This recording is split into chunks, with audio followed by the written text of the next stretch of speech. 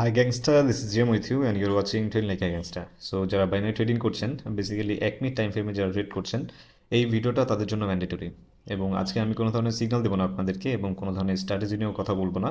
Strategy এবং signal অথবা set up আপনাদেরকে প্রতিনিয়ত আমি দিয়ে থাকি, কিন্তু 90% ট্রেডাররা কেন সার্ভাইভ করতে পারে না, এই ভিডিওটা সম্পূর্ণ দেখলে অবশ্যই আপনি বুঝতে পারবেন যে আপনার মধ্যে কী কী ভুল রয়েছে, কেন আপনি লস করছেন কিংবা কেন আপনি প্রফিট করেও সেটা ধরে রাখতে পারছেন না। বিশেষ করে 3টা ভুল, 3টা মিস্টেকের কথা আজকে বলবো। এটা করলে আমি গ্যারান্টি দিয়ে বলছি যে আপনার অ্যাকাউন্ট জিরো হবেই। এই 3টা ভুল যদি আপনার মধ্যে থেকে থাকে, আমি গ্যারান্টি দিয়ে বলছি আপনার অ্যাকাউন্ট জিরো হবেই। স্ট্র্যাটেজি অথবা ইন্ডিকেটর কখনোই আপনাকে প্রফিট করিয়ে দিতে পারবে না যতদিন না পর্যন্ত আপনার এই 3টা ভুল আপনি সংশোধন না করছেন। সো সর্বপ্রথম আমাদের যে মিস্টেকটা হচ্ছে সেটা হচ্ছে মার্টিঙ্গেল। আমরা কি করি, সর্বপ্রথম একটা ট্রেড প্লেস করি। ট্রেড প্লেস করার পরবর্তীতে সেটা যদি আমাদের লস হয়, আমরা কি করি, আবার ডাবল অ্যামাউন্টে একটা ট্রেড প্লেস করি। এবং সেটা যদি লস হয়, আমরা করি তার থেকেও ডাবল অ্যামাউন্টে আবার একটা ট্রেড প্লেস করি।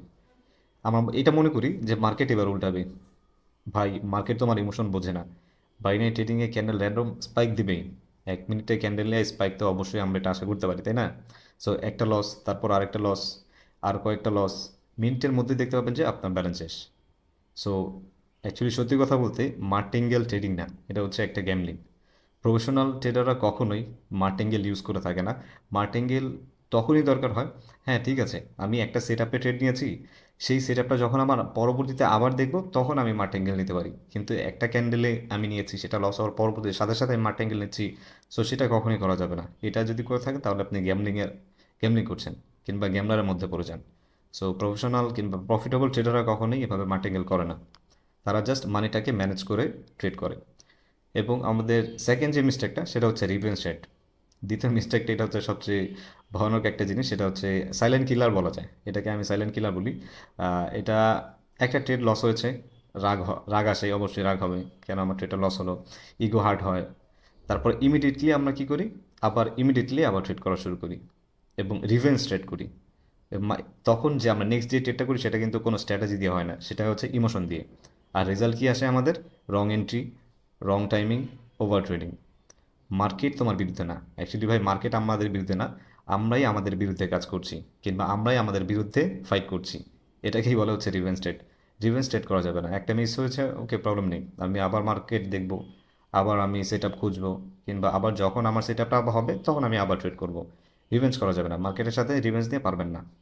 এবং তৃতীয় যে মিস্টেকটা রয়েছে সেটা হচ্ছে নো স্টপ লস। আমরা কোন ধরনের স্টপ লস রাখি না। সো এটা হচ্ছে অন্যতম একটা কারণ আমাদের অ্যাকাউন্ট ওয়াশ হওয়া।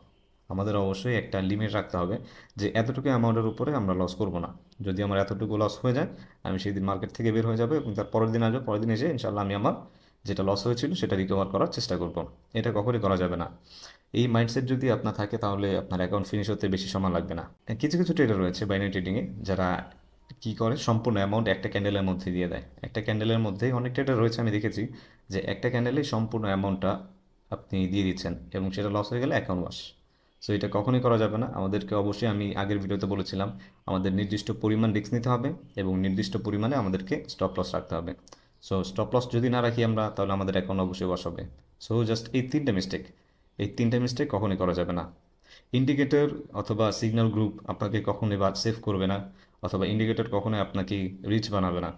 আপনাকে ডিসিপ্লিনের মধ্যে আসতে হবে। এবং যতদিন না পর্যন্ত আপনি ডিসিপ্লিনের মধ্যে আসতে পারবেন, আপনি মনে করবেন যে ট্রেডিং আপনার জন্য না।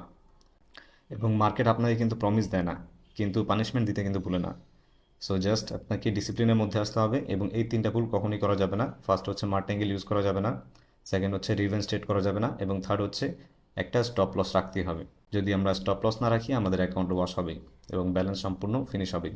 সো এগুলো থেকে আমাদেরকে দূরে থাকতে হবে। এই 3টা ভুল যদি আমরা না করে থাকি, ইনশাল্লাহ আমরা মার্কেটে সার্ভাইভ করতে পারবো।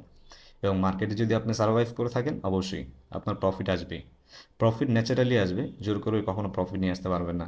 সো আশা করছি ভিডিওটি ভালো লেগেছে, এবং কী ধরনের ভিডিও চাচ্ছেন সেটা আপনি আমাকে কমেন্টে জানাতে পারেন। সো আমি চেষ্টা করবো সেই ধরনের ভিডিও মেক করার জন্য। এবং আপনি যদি আমাদের চ্যানেলে নতুন হয়ে থাকেন, অবশ্যই আমাদের চ্যানেলটিকে সাবস্ক্রাইব করে সাথে থাকবেন। ধন্যবাদ, ভালো থাকবেন।